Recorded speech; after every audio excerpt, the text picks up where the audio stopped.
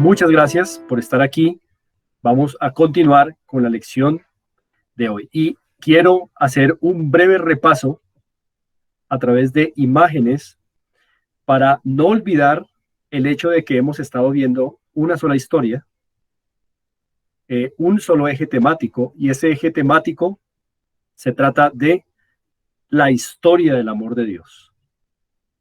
Un amor que ha sido mostrado en rescatar al hombre de la muerte eterna, rescatar al hombre de la ira. Y a través de estas imágenes, quiero que recordemos algunas cosas importantes. Espero que estén viendo bien. ¿Están viendo bien, cierto, las imágenes? Sí, señor. Bueno, con esta imagen recordamos aquellas hojas de higuera que se hicieron Adán y Eva en un principio cuando cayeron. Sin embargo, recordamos que Dios no aceptó al hombre con sus propias soluciones para tapar el pecado, por lo cual Dios les enseñó cuál es la verdadera manera de solucionar el pecado. Y recordemos que esa manera es un libertador que fue prometido para la salvación del hombre, mientras que este libertador prometido vendría, inocentes animales deberían morir por los pecadores. Y así ellos fueron vestidos de pieles de animales inocentes que fueron sacrificados por ellos. Y con esto Dios les enseñaba que la única manera en que el hombre puede acercarse a Dios es que él muera, porque la paga del pecado es muerte.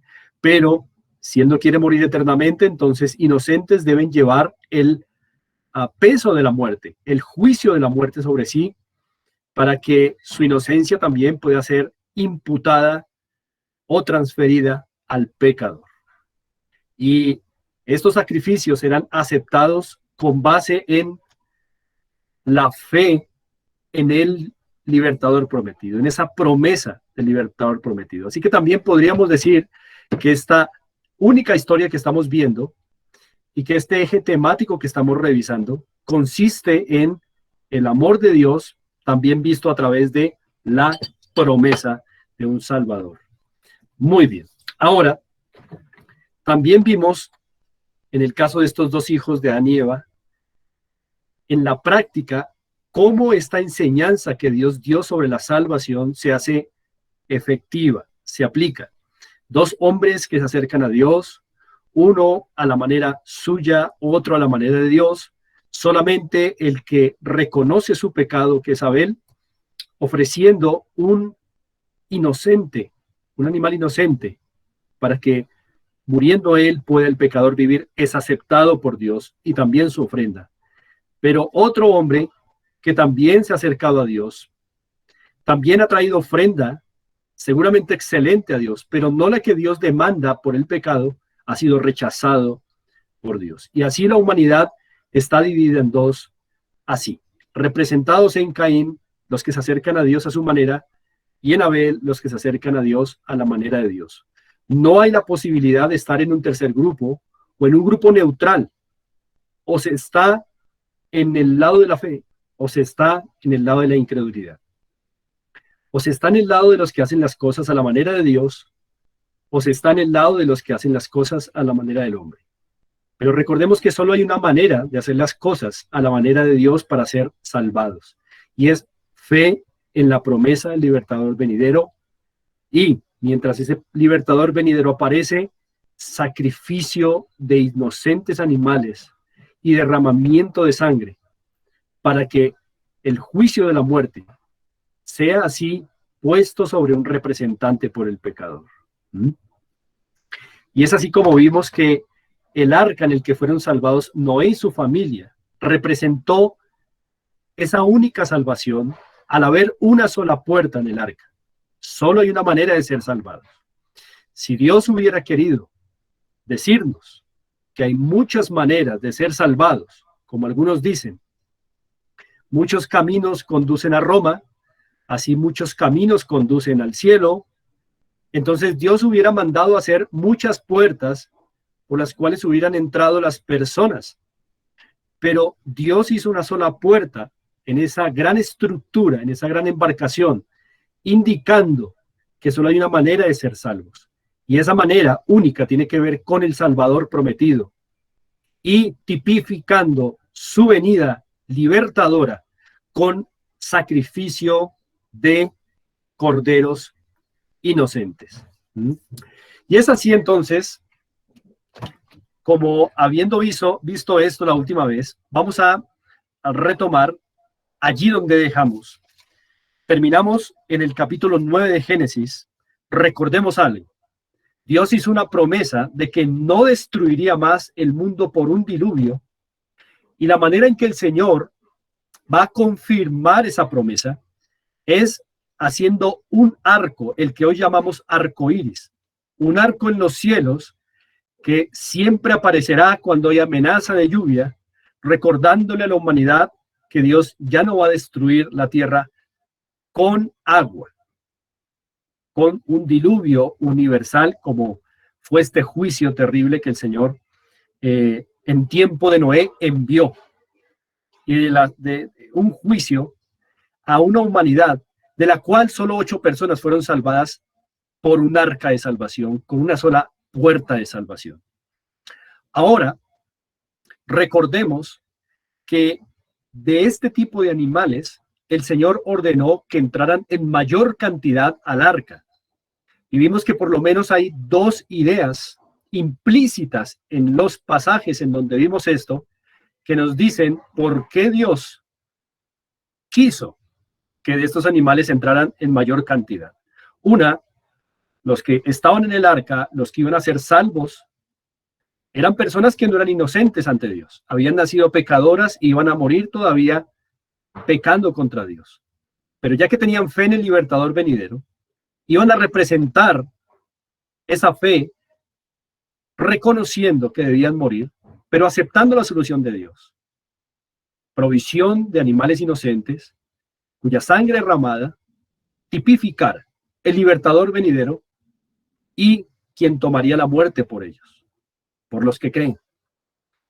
Y es así como estas personas necesitaban corderos, pero esas personas se van a multiplicar después de bajar del arca.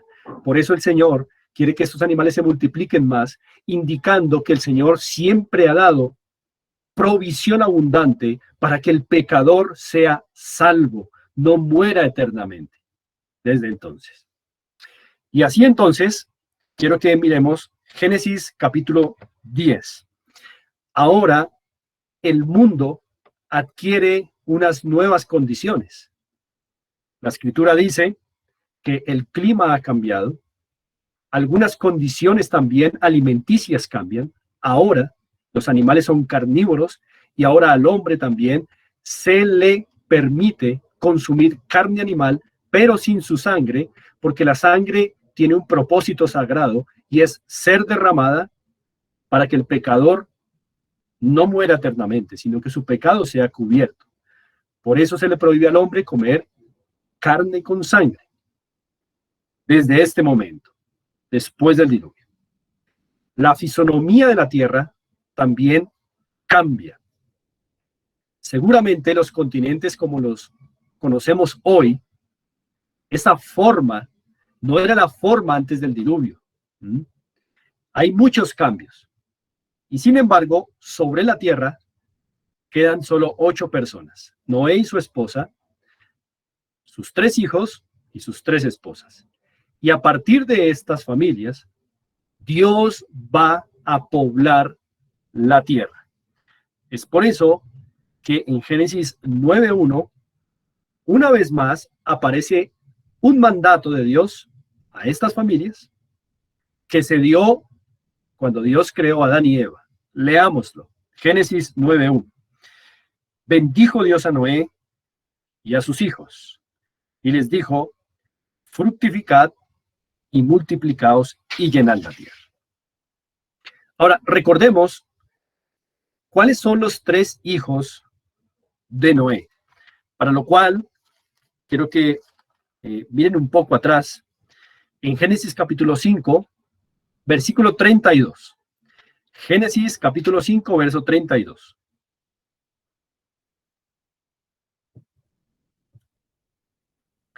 En Génesis 5:32 leemos de la siguiente manera: Y siendo Noé de 500 años, engendró a Sem, a Cam y a Jafet.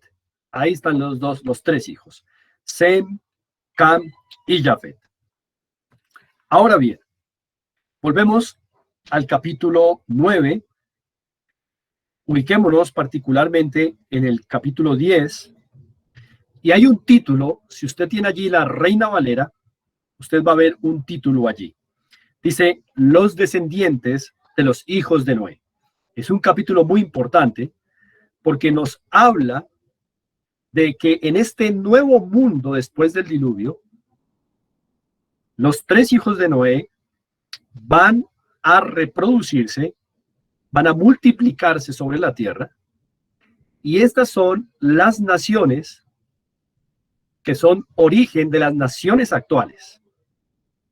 Así que algunos, como los hijos de Sem, se van a ubicar en el Medio Oriente, los hijos de Cam en África, Arabia, y los hijos de Jafet en Europa y en el norte de lo que hoy conocemos como Turquía y parte de Rusia. Entonces, de toda esa luna, desde el norte, pasando por el Medio Oriente hasta el sur, continente africano, parte de Arabia, se constituyeron de los descendientes originales de los tres hijos de Noé, Sem, Cam y Jafet. Ahora, recuerden que yo les dije que la Biblia no es un libro de historia universal, porque al Señor le importa una sola historia, porque es la historia que pasa a los hombres de muerte a vida, y es la historia de su Salvador, el que prometió en Génesis 3:15 que aplastaría a Satanás y con él la muerte y el pecado. Así que todo lo que la Biblia va a decir siempre va a ir enfocada en mostrarnos por dónde siguió la línea genealógica de ese libertador, porque ese es el eje central de toda la escritura, la promesa del libertador, la historia del amor de Dios en la promesa del libertador. Y en Génesis 10, cuando leemos allí el título, los descendientes de los hijos de Noé, encontramos, por ejemplo, en el versículo 2 a Jafet. Por eso usted lee allí en el verso 2, y los hijos de Jafet fueron estos. Y bueno, ahí los menciona. Luego, en el versículo 6, se menciona a los hijos de otro hijo de Noé, que es Cam. Por eso dice el verso 6, los hijos de Cam, todos estos. Y luego, en el versículo 22, se hace mención de los hijos de Sem, otro hijo de Noé. Así que en el versículo 10 se nos describen los nombres de las primeras naciones de este nuevo mundo después del diluvio, que tomaron nombres de los hijos de Jafet, de los hijos de Cam y de los hijos de Sem, los tres hijos de Noé. Sin embargo, por una de esas tres líneas, tiene que seguir la promesa de la venida del libertador, el hijo de la mujer. Así que cuando usted llega a Génesis capítulo 11 y se ubica en el verso 10, hay algo interesante allí. Génesis capítulo 11, versículo 10. ¿Por qué digo que hay algo interesante allí? Porque hay un título en la Reina Valera. ¿Cuál es? ¿Alguno de ustedes me podría recordar qué título es?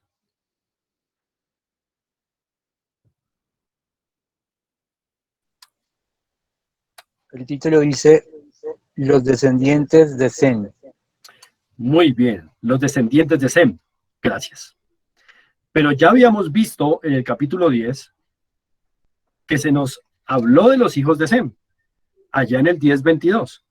¿Por qué la Biblia va a repetir los descendientes de Sem? Bueno, es por una razón.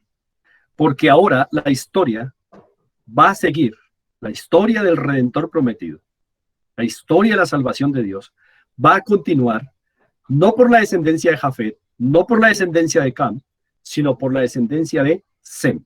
Por eso se repite, aunque no innecesariamente, porque la descendencia de Sem que encontramos en Génesis 11:10 se va por un hijo específico, cosa que no se mencionó en Génesis 10:22. Y el hijo específico por donde se va a ir esa genealogía de Génesis 11 es por Arfaxad, hijo de Sem, porque por ahí el Señor va a seguir sus tratos con el mundo en torno a esa promesa del libertador. Así que miremos un poco de esa genealogía. Génesis capítulo 11, versículo 10 dice así: estas son las generaciones de Sem. Luego ustedes ven que en el verso 10, Sem engendra a un joven llamado Arfaxad. Luego ustedes ven en el verso 12 que Arfaxad engendra a un hombre llamado Sala. Luego en el verso 14 ven que Sala engendra a Eber. Luego en el verso 16, Eber engendra a Peleg.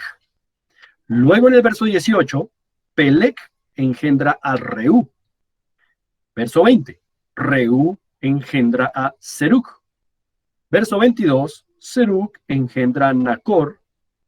Y verso 24, Nacor engendra a Taré. Y verso 26, Taré engendra a Abram. Y este es otro de esos personajes importantes, representativos en nuestras culturas, ya que el Abraham bíblico es un hombre famoso. Se escucha de él en muchas partes. Es por eso que a ustedes no les es desconocido ni Noé ni Abraham. Películas se han hecho de estos dos hombres. Lecciones se han visto de estos dos hombres para quienes estuvieron alguna vez en su niñez en escuelas dominicales o en cursos de catecismo. Entonces escucharon de estos hombres, escucharon de Sem y escucharon de Noé y escucharon de Abraham. Así que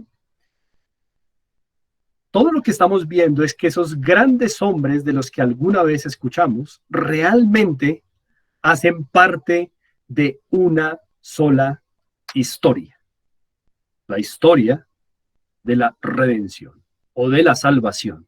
La historia del amor de Dios. La historia del amor de Dios en una promesa. La promesa del libertador. Y ese es el eje central de todo este estudio. De ahí no nos hemos apartado. Vamos a seguir cronológicamente ese eje central de toda la Biblia. Así que en ese eje, lo que hemos venido haciendo es encontrar personajes de los que hemos escuchado, pero no habíamos oído que todos esos personajes tan famosos realmente eran parte de una sola historia y que estaban conectados por el mismo eje temático de la Biblia, que es la historia de la redención de Dios, la historia de la salvación de Dios a través de una promesa de un redentor. Así que, como Noé y su hijo Sem, ahora Abraham también es un antepasado del libertador prometido. Esto es magnífico. Vamos a leer entonces unos versos para entender un poco quién era Abraham. Miremos el verso 27. Dice, estas son las generaciones de Taré. Taré engendró a Abram, a Nacor y Harán. Y Harán engendró a Lot. Versículo 29. Y tomaron Abram y Nacor para sí mujeres. El nombre de la mujer de Abraham era Sarai. Entonces, ahí tenemos un dato importante. Abraham era un hombre casado con una mujer llamada Sarai. Y el nombre de la mujer de Nacor, Milca, hija de Harán, padre de Milca y de Isca. Ahora miremos el verso 30. Alguien que me ayude, por favor, con el verso 30. La lectura del verso 30.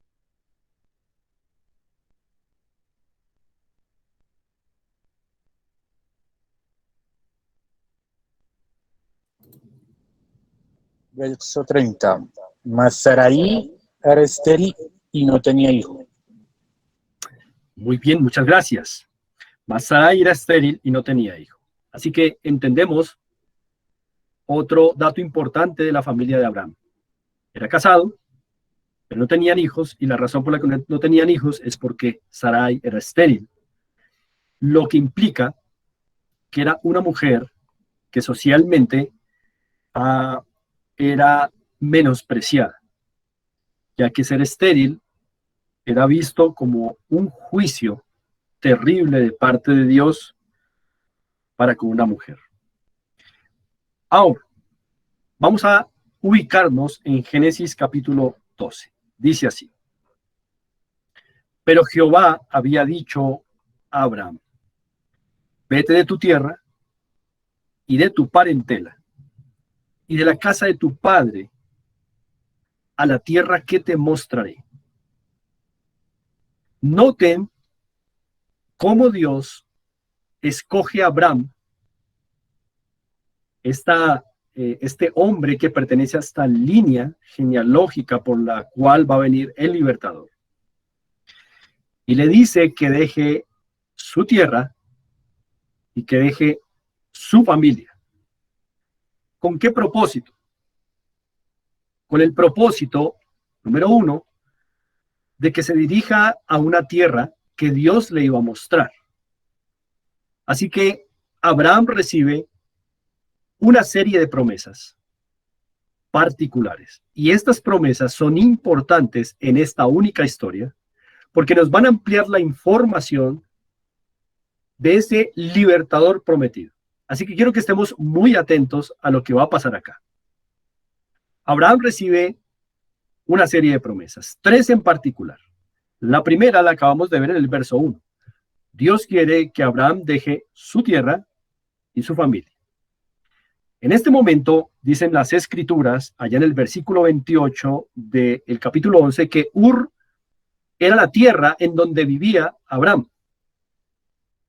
Y luego pasaron a un lugar que es Harán. Actualmente Ur queda en Irak. Harán actualmente queda al sur de Turquía. Entre estos dos lugares, Abraham y su familia se movieron. Y Dios dice que él deje esa tierra, deje a su familia, porque él le va a mostrar primero, primera promesa, una tierra. No le dice cuál, pero le dice que se vaya y Dios se la mostrará en algún momento. Segunda promesa, versículo 2. Y haré de ti una nación grande, y te bendeciré, y engrandeceré tu nombre y serás bendición. La segunda promesa es que Dios iba a darle a Abraham muchos descendientes. Entonces ya tenemos 2 promesas, una tierra, muchos descendientes. Y podemos inferir que va a ser un gran pueblo viviendo en esta tierra que Dios prometió. Ahora, versículo 3, tercera promesa. Bendeciré a los que te bendijeren y a los que te maldijeren maldeciré. Pero la promesa realmente está al final del verso 3. Dice, y serán benditas en ti todas las familias de la tierra. Importante promesa. Serán benditas en ti todas las familias de la tierra. Repasemos. Dios le prometió una tierra, no le dijo cuál, pero se la prometió. Le prometió muchos hijos, una gran descendencia, pero le prometió que de él todas las familias de la tierra, todo el mundo sería bendito. Ahora quiero detenerme un poco en esta tercera promesa. Leámosla nuevamente al final del verso 3. Y serán benditas en ti. Subrayen eso en su mente. En ti. Ese en ti. Serán benditas en ti todas las familias de la tierra. En ti significa de tus lomos. Y esta es una expresión idiomática que significa un hijo tuyo. Es decir, la tercera promesa consiste en que Dios haría que por un hijo de Abraham, todas las familias de la tierra fueran benditas. ¿Mm? Eso es magnífico. Si nosotros saltamos un poco más adelante, a Génesis 22, quiero que vayamos allí, 18, se nos aclara un poco esta tercera promesa. Son palabras de Dios para Abraham. Y Dios le dice a Abraham en Génesis 22, 18, en tu simiente, recuerden que simiente significa un descendiente, en tu simiente serán benditas todas las naciones de la tierra. Entonces ahí tenemos, volvamos allí a Génesis 12, tres promesas importantes. Uno, Dios le prometió a Abraham que le iba a dar una tierra. Segundo, que le iba a dar una gran descendencia. Y tercero, que le daría un hijo que bendeciría a todas las familias de la tierra. Como vamos a ver, esa tercera promesa significará que el libertador iba a venir como descendiente suyo y que él iba a bendecir no solo a un pueblo, sino a todos los pueblos de la tierra. Así que entonces, aquí vamos viendo cómo esta promesa que comenzó en Génesis 3:15 se va ampliando de significado. Cómo va creciendo en hermosura, en belleza, a través de los tiempos, y cómo Dios va tejiendo la historia de la humanidad en torno a esa promesa. Ahora sabemos que es particularmente un descendiente de Abraham y que va a bendecir a todas las familias de la tierra. ¿Cómo lo hará? Bueno, tenemos que seguir mirando este estudio. Ahora, versículo 4. Dice así: y se fue Abraham como Jehová le dijo, y Lot fue con él, y era Abraham de edad de 75 años cuando salió de Harán. Eso significa que Abraham recibió las promesas de una tierra, descendencia y libertador que bendeciría al mundo entero cuando él tenía 75 años. Ahora, quiero que recordemos algo importante. Primera promesa, una tierra. Dios no le dijo a Abraham qué tierra era. Solo le dijo que tenía que caminar y en el transcurso Dios le mostraría cuál tierra iba a darle. Ahora, si alguien hoy nos dice, váyase de su casa, eche a caminar y en algún momento yo le voy a mostrar la casa que le quiero regalar, eso suena a locura. Bueno, para Abraham, creo que también tuvo que haber sido un acto de pura fe. Ahora, lo creo porque la Biblia lo dice. Quiero que miremos, por favor, un pasaje casi al final del Nuevo Testamento en Hebreos, capítulo 11. Colocamos aquí en Génesis 12 algo para volver y vamos allí a Hebreos, capítulo 11. Hebreos, capítulo 11.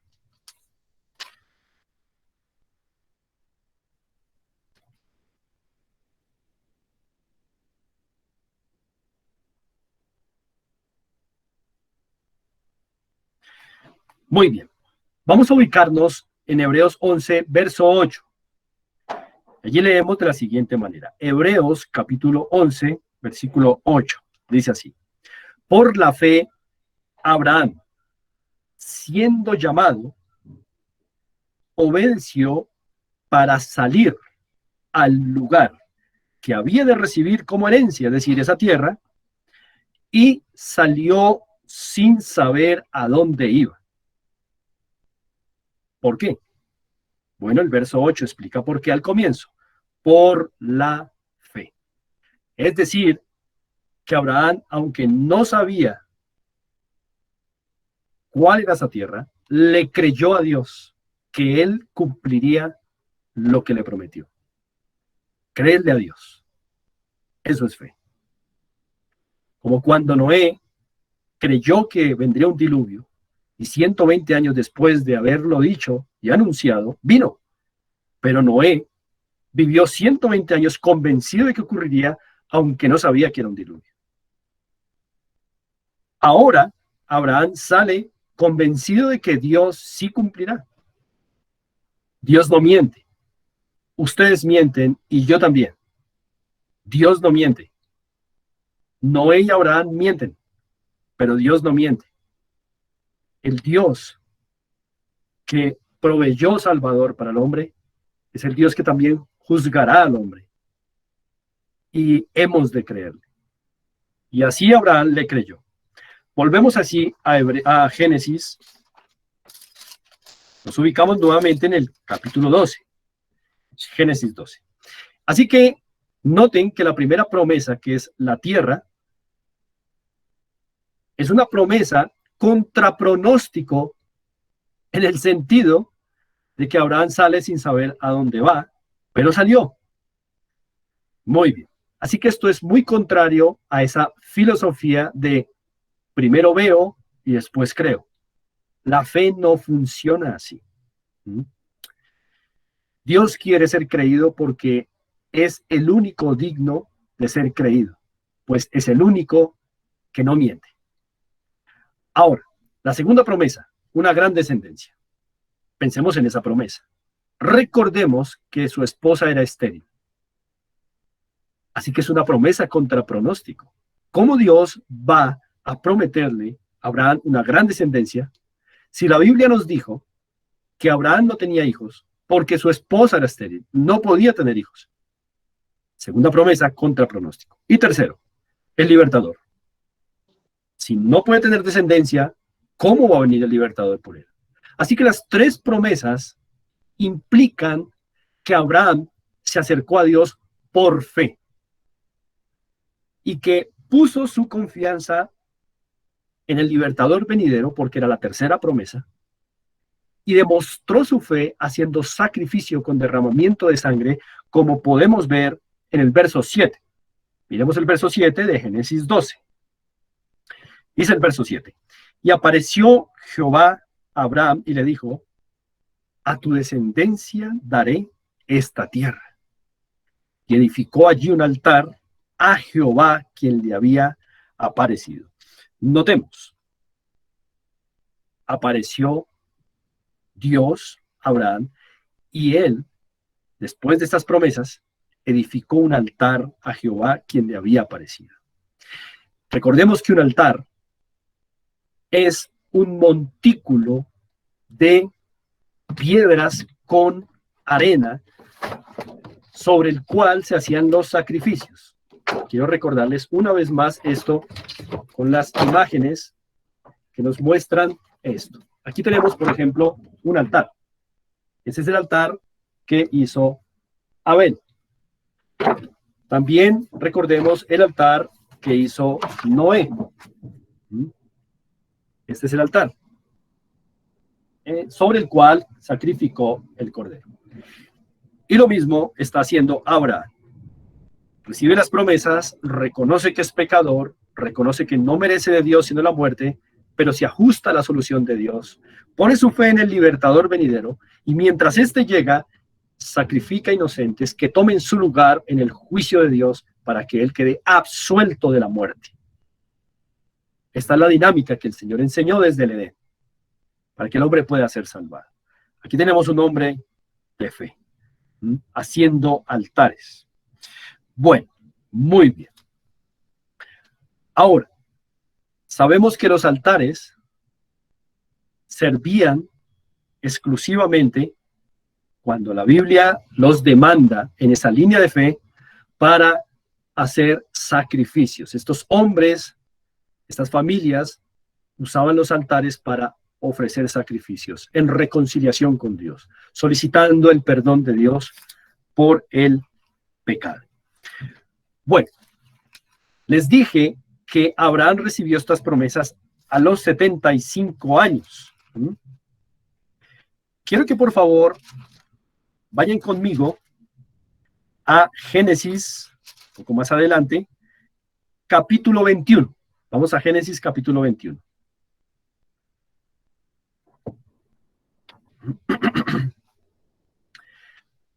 ¿Estamos allí?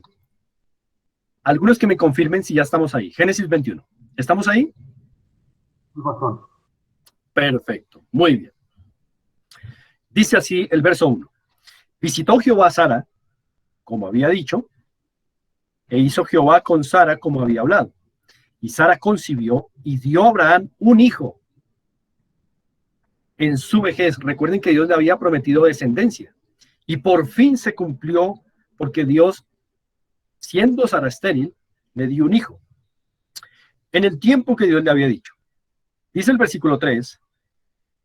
Y llamó a Abraham el nombre de su hijo que le nació, que le dio a luz Sara, Isaac. Verso 4. Y circuncidó a Abraham a su hijo Isaac de 8 días, como Dios le había mandado. Y era Abraham de 100 años cuando nació Isaac, su hijo. Entonces, recibió las promesas a los 75 años, pero al año 100 de su vida, se empieza a cumplir un destello de esas promesas. Dios prometió una gran descendencia. Sara era estéril, pero Dios milagrosamente sanó la esterilidad de Sara y dio un hijo en la vejez de Abraham, 100 años, y Sara de 90 años. Esto fue algo milagroso, fue una intervención sobrenatural de Dios. Pero ahora tienen su hijo llamado Isaac, a los 100 años de Abraham. Así que pasaron 25 años entre la promesa y el cumplimiento de un destello de esas promesas. Por lo menos entonces, ya con este hijo, se puede ver venir de Dios esa gran descendencia y particularmente el libertador que vendría como hijo suyo a bendecir todas las familias de la tierra. 25 años. No sé si ustedes o yo esperaríamos tanto tiempo una promesa. Hay veces que nos prometen cosas y esperamos un tiempo. A veces se tarda el cumplimiento y tratamos de ser más pacientes, pero la verdad no sé si 25 años esperaríamos una promesa. Esos 25 años que están entre Génesis 12 y Génesis 21 nos hablan de diversos acontecimientos críticos en la vida de Abraham. No fueron años fáciles, fueron años de dudar, fueron años de dudar no en Dios, pero sí de dudar cómo Dios cumpliría esa promesa. Así que aunque en ningún momento Abraham dudó de que Dios cumpliría, sí dudó de cómo lo haría. En un momento pensó que era un hijo, pero no de Sara. Y por eso, por allá, usó una estrategia y tuvo un hijo fuera de su matrimonio. Luego pensó que tal vez su hijo realmente era un esclavo que él tenía. Dios le dijo que no. Siempre hubo dudas, no en cuanto a Dios y lo que él promete, pero sí en cuanto a cómo cumpliría Dios la promesa. Bueno, aquí está, 25 años después, Dios cumpliendo. Ubiquémonos en Génesis 22, por favor.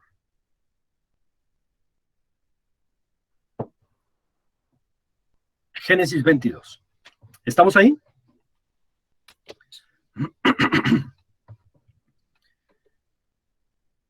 ¿Están ubicados en Génesis 22? Sí, señor. Perfecto. Vamos entonces a mirar qué pasó en Génesis 22. Ya han pasado unos años entre Génesis 21 y Génesis 22. Ya han pasado por lo menos unos 16 años. Ahora, ya Isaac está un poco más grande y vamos a mirar qué aconteció. Génesis capítulo 22. Aconteció después de estas cosas que probó Dios a Abraham y le dijo, Abraham. Y él respondió, heme aquí. Verso 2. Y dijo, toma ahora tu hijo, tu único, Isaac, a quien amas y vete a tierra de Moriah y ofrécelo allí en holocausto sobre uno de los montes que yo te diré. Este es un llamado extraño. Dios manda a Abraham que el mismo hijo que él le había prometido darle y que se lo dio, ahora debe Abraham sacrificarlo. Es decir, Abraham debe cumplir su rutina de pedir perdón sobre el altar con un cordero, derramando su sangre, pero en esa rutina ya el cordero no va a ser un animal, sino va a ser su propio hijo. Y debe cumplir esta rutina y su hijo ahora debe ser el sacrificio. Ese es un pedido muy impactante para Abraham. Es un pedido que a nosotros se nos hace también extraño, ¿verdad? Si lo miramos superficialmente, porque es el hijo de la promesa. Miremos verso 3. Y Abraham se levantó muy de mañana, alistó su asno y tomó consigo 2 siervos suyos y a Isaac su hijo, y cortó la leña para el holocausto, y se levantó y fue al lugar que Dios le dijo, es decir, a Moriah. Moriah es un monte en la ciudad de Jerusalén, como para que se ubiquen geográficamente. Verso 4. Al tercer día, alzó Abraham sus ojos y vio el lugar de lejos. Así que llevaba 3 días caminando con su hijo, con sus 2 siervos. Imagínense en un padre que sabe que va a matar a su hijo. Así como ha visto degollar tantos corderos, ahora va a degollar a su hijo, pero su hijo es inocente de todo esto, él es el que sabe, ha obedecido porque muy temprano se levantó a obedecer, pero 3 días caminando, quiero que se imaginen a este padre, todo lo que va pensando, todo lo que va sintiendo. Verso 5. Entonces dijo Abraham a sus siervos, esperad aquí con el asno, y yo y el muchacho iremos hasta allí, adoraremos, porque iban a cumplir la rutina de pedir perdón por el pecado. Es un acto de adoración, ofrecer el cordero, derramar su sangre. Y Abraham dice, y volveremos a vosotros. Volveremos, en plural, es decir, incluyó a su hijo. Es decir, Abraham dijo a sus siervos, vamos a ir y vamos a volver. Pero Abraham sabía que su hijo iba a ser sacrificado. Así que le mintió Abraham a los siervos, ya que sabía que iban 2, pero iba a regresar solo 1. O tal vez Abraham sabía que algo iba a pasar. Bueno, miremos qué pasó. Verso 6. Y tomó Abraham la leña del holocausto. Noten que van a un acto de adoración para pedir perdón por el pecado. Y la puso sobre Isaac, su hijo, y él, es decir, Isaac, tomó en su mano el fuego y el cuchillo. Es decir, van a un acto de adoración para pedir perdón, otra vez. Y fueron ambos juntos. Verso 7. Entonces habló Isaac a Abraham, su padre, y dijo, Padre mío. Y él respondió, heme aquí mi hijo. Y él dijo, he aquí el fuego y la leña, mas ¿dónde está el cordero para el holocausto? Isaac preguntó, ¿dónde está el cordero para el holocausto? Porque Isaac también iba habitualmente con su padre a pedir perdón a Dios por su pecado. Y sabía que no se podía pedir perdón por el pecado a menos de que un inocente muriera por el pecador. Así que pregunta, Padre, tenemos todo lo necesario para pedir perdón a Dios y reconocer nuestro pecado y solucionarlo a la manera de Dios. Pero falta algo importante, el cordero, la vida inocente. ¿Dónde está? Verso 8. Y respondió Abraham, Dios se proveerá de cordero para el holocausto, hijo mío, e iban juntos. Noten que el versículo 8 no dice, Dios nos proveerá cordero, sino Dios se proveerá a sí mismo un cordero. Esto es importante, porque estos animalitos realmente son una provisión para el hombre, porque lo beneficia, pero finalmente son para Dios mismo, Porque cuando este cordero muere, realmente lo que está ocurriendo es que Dios está viendo si es el sacrificio útil para el hombre, y por eso es para Dios mismo, porque Él lo evalúa, Él lo ve y Él lo acepta para perdonar al pecador. Entonces, por eso Abraham dijo, Dios se proveerá, Él se proveerá a Él mismo de un cordero para el sacrificio. Pero Isaac hizo una importante pregunta, porque lo habitual es que no improvisaran con esto, sino que el cordero fuera llevado desde la casa. Ahora, verso 9. Y cuando llegaron al lugar que Dios le había dicho, edificó allí Abraham un altar, otra vez, el altar de sacrificio, compuso la leña y ató a Isaac su hijo y lo puso en el altar sobre la leña. Impresionante. Lo que se hacía siempre con el cordero, ahora lo está haciendo Abraham con su hijo. Aquí podemos ver una imagen de esto. Ahí está. Muy bien. Ahora, el hijo no pone resistencia, pero yo creo que está muy desconcertado. Y en el verso 10 dice, y extendió Abraham su mano y tomó el cuchillo para degollar a su hijo, porque eso era lo que se hacía con el cordero sacrificial. Solo que esta vez Dios demandó que sobre el altar no estuviera un cordero, sino Isaac. Quiero que pensemos en algo. ¿Se merecía Isaac esto? ¿Se merecía Isaac ser muerto sobre el altar del sacrificio? Podríamos pensar que no, pobre muchacho. Pero no se nos olvide que sobre el altar del sacrificio, desde el Edén, es el hombre el que realmente debe estar ahí. Que Dios haya sido misericordioso y haya dicho, bueno, quito al hombre del altar del sacrificio y coloco una víctima inocente que lo represente, eso es un acto de misericordia. Pero lo justo y la justicia es que en el altar del sacrificio esté el hombre. Eso es lo justo. Que sobre este altar esté tú y yo, Isaac y Abraham. Porque Isaac es pecador, es hijo de Adán, es un ser humano, es descendiente de Adán, por lo cual es pecador. Por eso es que ellos van a adorar al Señor. Así que si ahora Dios demanda su vida, no estaría siendo injusto, porque el pecador debe morir. Esto es significativo. Ahora, recordemos verso 10. Extendió Abraham el cuchillo, su mano, para degollar a su hijo. Verso 11. Entonces el ángel de Jehová le dio voces desde el cielo y dijo, Abraham, Abraham. Y él respondió, heme aquí. Y dijo, no extiendas tu mano sobre el muchacho, ni le hagas nada, porque conozco que temes a Dios por cuanto no me rehusaste tu hijo, tu único. Verso 13. Entonces alzó Abraham sus ojos y miró, y he aquí a sus espaldas un carnero, es decir, un ovejo, un carnero, trabado en un zarzal por sus cuernos.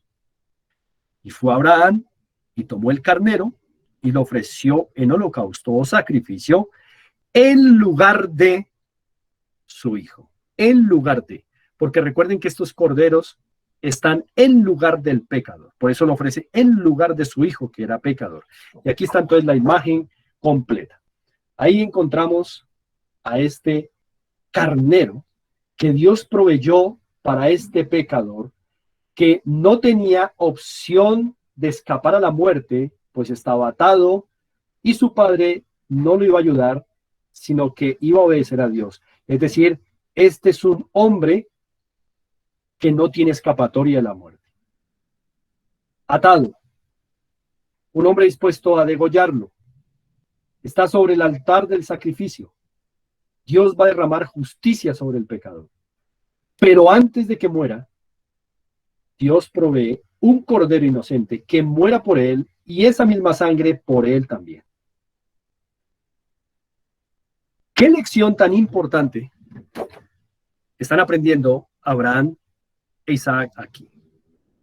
Si Abraham hubiese derramado la sangre de Isaac sobre el altar, esa sangre de Isaac no hubiera pagado ni por Isaac ni por Abraham, porque era una sangre pecadora. Pero todo esto lo está haciendo Dios para dar una enorme lección tanto a Abraham como a Isaac. Y es que solamente un cordero, no una persona, por buena que sea, sino un cordero inocente puede dar su vida y ser un pago eficaz para salvar a los pecadores, como Isaac, como Abraham, como nosotros, que también somos descendientes de Adán. Y una pregunta que quedaría por resolver es, ¿por qué Abraham le dijo a los siervos, espérenos aquí, vamos a ir, adoraremos y volveremos? Si Abraham estaba dispuesto a quitar la vida a su hijo, ¿qué pensó Abraham para decir a los siervos, vamos a volver juntos? ¿Les mintió? ¿O entendía algo más allá? Bueno, quiero que lo miremos en Hebreos. Casi al final del Nuevo Testamento, vamos a volver a Hebreos. Y con lo que quiero mostrarles aquí en Hebreos, capítulo 11, es lo que Abraham estaba pensando cuando iba a degollar a su hijo. Como para decirle a los siervos, nos vamos a ir, pero vamos a volver. Hebreos capítulo 11. Por favor, me confirman cuando estén allí. Hebreos 11.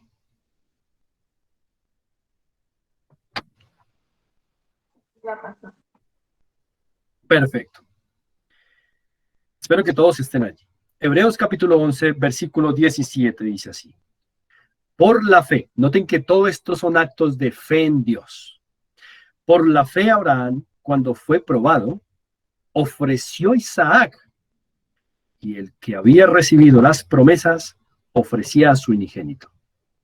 Dios prometió un hijo y ahora lo está demandando, y ahí está en el medio Abraham, este padre angustiado, seguramente, pero también confiado en el Señor. 18.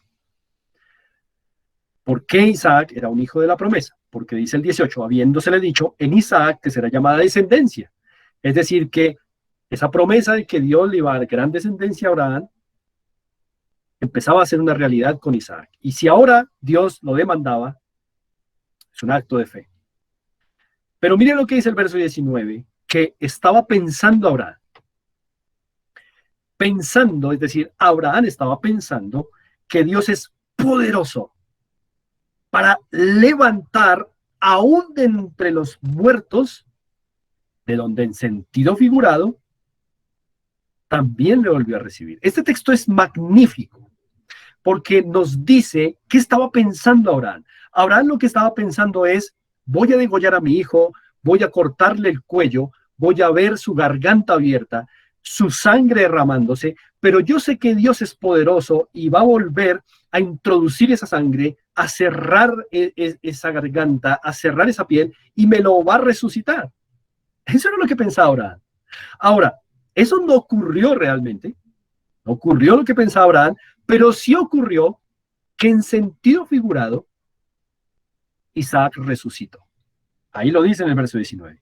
En sentido figurado, también le volvió a recibir, es decir, ese muchacho estaba muerto, murió y resucitó. En sentido figurado. ¿Por qué? Porque mírenlo aquí. Ya está bajo juicio, está muerto. Pero, ¿cómo lo volvió a recibir vivo? Cuando apareció este carnero que dio su vida por el pecador. Y entonces, en un sentido figurado, Isaac murió en el altar y fue resucitado. Y la lección de esto es que estos hombres, cuando están haciendo el sacrificio de animales inocentes y derraman su sangre, están mostrando que ellos son los que están muriendo aquí, Y al seguir vivos, están mostrando que son resucitados como ya perdonados por Dios. Así que este es un hecho muy importante, porque estas víctimas realmente están en lugar de. Recordemos que Abraham dijo que ofreció el carnero en lugar de Isaac. Y es tan evidente en toda esta historia de la redención, de la salvación, que estos animalitos ofrecidos sobre el altar toman el lugar del pecador. De tal manera que si yo soy el que lo estoy ofreciendo, ahora Dios ve a esta oveja como Andrés. Al ser degollada, ve que Andrés está muriendo. Y luego con esa sangre derramada, al yo seguir vivo, es como que ahora tengo la vida de la oveja. Y el pecado de Andrés pasó a la oveja. Yo quedo con la vida de la oveja inocente y la oveja queda con la muerte del pecador Andrés. Isaac quedó con la vida del carnero inocente y el carnero inocente quedó con la muerte del pecador Isaac. Así que todo esto es tan grandioso, como Dios está enseñando sobre este libertador venidero, su obra y lo que él va a hacer.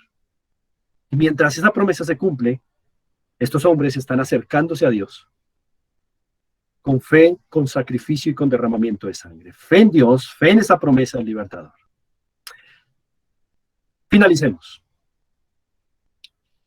3 promesas que Dios le hizo a Abraham: una tierra, una descendencia, y de su descendencia el libertador, que bendeciría a todas las familias de la tierra. Por supuesto, sabemos que la tercera promesa, un descendiente que bendeciría a todas las familias de la tierra, no se cumplió en Isaac, porque Isaac no bendijo a toda la familia de la tierra.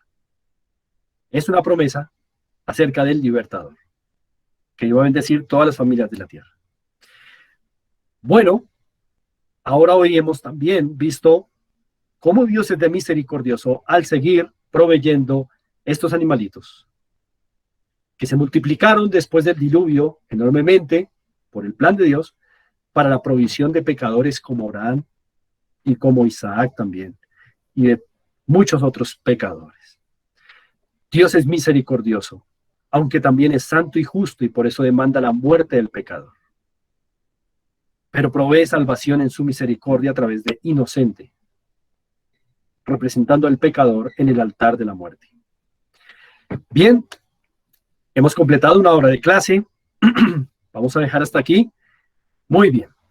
Parece que hasta el momento todo va quedando muy claro. Espero que sea así, lo cual me alegra mucho. Por favor, no nos perdamos esta única historia que estamos viendo, cronológica, en donde el centro es esta promesa del libertador. Bien, vamos a dejar hasta aquí. Espero que pasen una muy buena noche y si Dios nos da la vida, nos vemos la próxima semana, el martes a las 7:30 de la noche.